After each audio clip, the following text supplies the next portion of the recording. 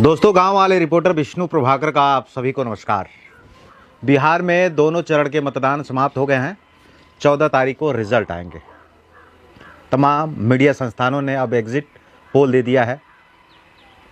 मैं जिस विधानसभा में कवरेज किया हूं उस हिसाब से वहां का माहौल क्या है और कौन प्रत्याशी लीड कर रहा है, उन तमाम विधानसभाओं की हम बात कर रहे हैं। आज बात करेंगे चनपटिया विधानसभा की। चनपटिया विधानसभा इसलिए भी ज़्यादा चर्चा में है क्योंकि वहाँ मनीष कश्यप चुनाव लड़ रहे हैं जनसुराज पार्टी से। वहीं भाजपा के कैंडिडेट उमाकांत सिंह हैं, तो महागठबंधन के प्रत्याशी अभिषेक रंजन हैं। चनपटिया का विधायक कौन बनेगा इस वीडियो में आप सबको जानने को मिलेगा, लेकिन उससे पहले यहाँ की राजनीतिक समीकरण को समझना जरूरी है। मनीष कश्यप के बारे में भी कुछ चीज़ें जानना जरूरी है। एक वक्त था जब मनीष कश्यप को जेल हुआ था, तो मनीष कश्यप की बिहार के उन बड़े युवा चेहरों में नाम था जो बिहार के बड़े पॉलिटिशियन थे। जैसे कि आप चिराग पासवान कह सकते हैं, तेजस्वी यादव कह सकते हैं, कन्हैया कुमार कह सकते हैं। ऐसे नाम में जो है मनीष कश्यप का नाम आता था। मनीष कश्यप जेल गए, जेल के बाद आए, बीजेपी ज्वाइन कर लिए। बीजेपी ज्वाइन करने के बाद कहीं ना कहीं उनके लोगों में जो फैन फॉलोइंग था, जो चाहने वालों की भूमिका थी, जैसे ही पार्टी का ठप्पा लगा इनका क्रेज कम होने लगा। कुछ दिन बीजेपी के प्रवक्ता के तौर पे तमाम मीडिया संस्थानों में खबरों में मनीष कश्यप दिखते थे। उसके बाद फिर एक खबर आती है कि पीएम सीट में मनीष कश्यप के साथ कोई बात हो जाता है, विवाद हो जाता है, मारपीट हो जाती है और मनीष कश्यप भाजपा छोड़ के जनसुराज के करीब आ जाते हैं। एक वक्त जरूर आप याद कीजिएगा जब मनीष कश्यप को जेल हुआ था मजदूर वाली घटना को लेकर, तो मनीष कश्यप का इतना क्रेज था, लोग कहने लगे थे कि मनीष कश्यप अगर निर्दलीय किसी पार्टी से आ जाते हैं तो अभी विधायक बन जाएंगे। मनीष कश्यप की पब्लिक में हैसियत इस प्रकार की थी, मनीष 2, 4, 5 विधानसभाओं पे अपना प्रभाव, अपना छाप छोड़ सकते थे। लेकिन एकाएक क्या हो गया, मनीष कश्यप को आज खुद विधायक बनने के लिए बड़ा संघर्ष करना पड़ रहा है। मुझे लगता है कि मनीष कश्यप ने भाजपा ज्वाइन किया तो एक धड़ा से डायरेक्ट कट गए। उनकी जो कनेक्टिविटी थी वो पहले सभी ऑडियंस में थी, हर वर्ग के लोग उनको पसंद करते थे। जैसे ही भाजपा ज्वाइन किए तो आरजेडी माइंड के जो दर्शक थे वह मनीष कश्यप से दूरी बना लिए।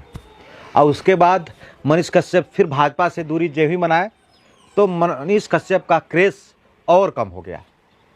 जिस मनीष कश्यप के लिए बड़ी बड़ी बातें लिखी जाती थी, लोग कहते थे कि ये बिहार का सीएम का चेहरा हो सकता है, बिहार में ये युवा क्रांतिकारी हो सकता है, आखिर मनीष कश्यप एकाएक ऐसे क्यों हो गए?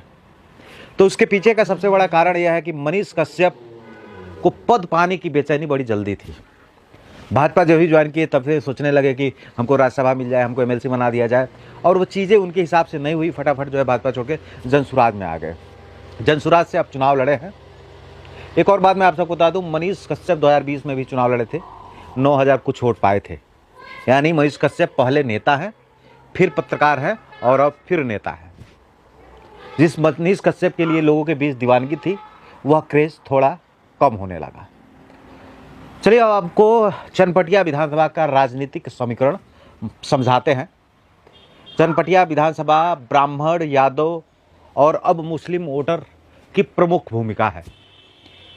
चनपटिया विधानसभा की बड़ी समस्या यह है, चीनी मिल साल 1994 से यहाँ चीनी मिल का मुद्दा, यानी चीनी मिल साल 1994 में बंद हो गया। उसके बाद लगातार जब भी चुनाव हुए तो चीनी मिल का मुद्दा उठता रहा। किसानों की पीड़ा कम हुई नहीं। तमाम उद्योग व्यापार के लिए तमाम इंडस्ट्री, टेक्सटाइल की बात की गई, शुरुआत भी हुई, लेकिन किसानों की जो समस्या थी वह नहीं कम हुई और हर चुनाव में इसकी चर्चा होती है। अब बताते हैं राजनीतिक भूमिका, ताकि निवर्तमान विधायक वहाँ के उमाकांत सिंह हैं।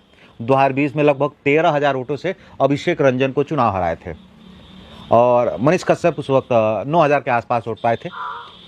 2015 की हम बात करें तो 2015 में जदयू और भाजपा कैंडिडेट आमने सामने की लड़ाई थी। मात्र 464 वोट से जो है भाजपा के कैंडिडेट यहाँ से चुनाव जीत गए थे। 2000 के बाद ये भाजपा का गढ़ रहा है चनपटिया विधानसभा। 2000 के पहले की हम दौर की बात करें तो कभी सीपीआई कांग्रेस का यह गढ़ रहा है, लेकिन साल 2000 के बाद लगातार यहाँ पे जो है बीजेपी अपनी अच्छी पारी खेल रही है और लगातार बीजेपी का जो है प्रत्याशी यहाँ से लीड कर रहा है, यहाँ पे विधायक बन रहा है। चनपटिया की मूल समस्या की अगर हम बात करें तो यहाँ बाढ़ जैसी बड़ी समस्या है। चीनी मिल, किसान, खेती करने वालों किसान और उनके फसलों का सही रेट न मिल पाना, गन्ना, चीनी मिल, ये तमाम समस्याएं हैं और इसकी बात उठती रही है। अब सबसे बड़ा सवाल है कि यहाँ का वोटर का मूड क्या है, चनपटिया का विधायक कौन बनेगा, प्रशांत किशोर, मनीष कश्यप कितना प्रभावित कर पाएंगे, यह एक बड़ा सवाल है। लेकिन इसके बाद भी लोगों में यह चर्चा है कि यहाँ त्रिकोणीय लड़ाई हो सकती है। मनीष कश्यप खेल बिगाड़ सकते हैं, मनीष कश्यप कभी भाजपा को फ़ायदा दे सकते हैं, मनीष कश्यप कभी महागठबंधन को फ़ायदा दे सकते हैं, क्या होगा। तो जिस हिसाब से हमने चनपटिया विधानसभा के आम लोगों से बातचीत किया है, वहाँ की राजनीतिक लोग क्या सोचते हैं, आम लोगों से बात करने के बाद जो रिजल्ट सामने आया है वो ये है कि मनीष कश्यप चनपटिया विधानसभा से चुनाव हार रहे हैं। क्यों हार रहे हैं उसके पीछे का कारण आप समझिए, क्योंकि उमाकांत सिंह भी जो है यहाँ 2020 के जो है विधायक बने, कैंडिडेट भी हैं, निवर्तमान विधायक भी हैं। अभिषेक रंजन पिछली बार 13,000 वोट से चुनाव हार गए। जब मनीष कश्यप 2020 में चुनाव लड़े थे तो उनका फैन फॉलोइंग, उनका एक फैन बेस, लोगों में लोकप्रियता कम थी, तो मनीष कश्यप उस वक्त 9,000 वोट पाए थे। वह वोट इसलिए पाए थे कि जातिगत वोटर के तौर पे जो है ब्राह्मण मतदाताओं ने इनको वोट किया था। ब्राह्मण वोटरों की अच्छी खासी भूमिका है, लेकिन इसके पूर्व में ब्राह्मण वोटर एनडीए गठबंधन जदयू के साथ आता रहा है। तो कहीं ना कहीं मनीष कश्यप भाजपा कैंडिडेट उमाकांत सिंह को कमज़ोर कर रहे हैं और इसका सीधा फ़ायदा अभिषेक रंजन जो महागठबंधन के प्रत्याशी हैं, कांग्रेस के सिंबल से चुनाव लड़ रहे हैं, उनको लाभ मिलता रहा है। पिछली बार जब मनीष कश्यप को 9,000 वोट मिला था, यानी उनकी कोई लोकप्रियता नहीं थी, वो पत्रकार भी नहीं थे, उसके बाद धीरे धीरे वो अपनी पैठ बनाए और पूरे उत्तर भारत में, पूरे यूपी बिहार में उनकी अच्छी खासी फैन फॉलोइंग हो गई। अब सीधे तौर पे मनीष कश्यप का जो है वोट का परसेंटेज बढ़ जाएगा। यह दुगुना भी हो सकता है, यह तिगुना भी हो सकता है। मतलब आप यह जान लीजिए, यहाँ अगर मनीष कश्यप 23,000 से ऊपर वोट पाते हैं, 22,000 से ऊपर वोट पाते हैं, 22,000 23,000 के ऊपर वोट पाएंगे, तो यहाँ अभिषेक रंजन चुनाव जीत जाएंगे। और मनीष कश्यप 23,000 से वोट कम पाते हैं, यानी मनीष कश्यप जो है 14,000 से लेके और 18,000 के बीच में वोट पाते हैं, तो यहाँ से उमाकांत सिंह चुनाव जीत जाएंगे। यहाँ चुनाव जीतने के जो सबसे ज़्यादा चांसेस हैं वो अभी भी जो है ना उमाकांत सिंह और अभिषेक रंजन दोनों के हैं। एक बात मैं आप सबको बहुत तरीके से बता दूं कि हर हाल में यहाँ से मनीष कश्यप चुनाव हार रहे हैं, लेकिन मनीष कश्यप किसी का भी खेल बिगाड़ सकते हैं। उमाकांत सिंह भी यहाँ से चुनाव हार सकते हैं और जीत भी सकते हैं, और अभिषेक रंजन भी यहाँ से चुनाव जीत सकते हैं। अगर ब्राह्मण वोटर ठीक कंडीशन में इनको वोट करता है मनीष कश्यप को, क्योंकि मनीष कश्यप के पास कोई बेस वोटर नहीं है, और चनपटिया विधानसभा का जो राजनीतिक समीकरण है, ब्राह्मण, यादव और अब मुस्लिम वोटर भी ठीक ठाक संख्या है। तो महागठबंधन के जो कैंडिडेट हैं अभिषेक रंजन, इनके पास एक बेस वोट ज़्यादा मजबूत में है। उमाकांत सिंह के पास भी एक बेस वोट ज़्यादा मजबूत है, क्योंकि देश के प्रधानमंत्री का चेहरा, नीतीश कुमार का चेहरा और जदयू के परंपरागत वोटर, इनके पास ठीक ठाक वोट है। और मनीष कश्यप के पास कोई बेस वोट नहीं है, लेकिन मनीष कश्यप वोट पा रहे हैं।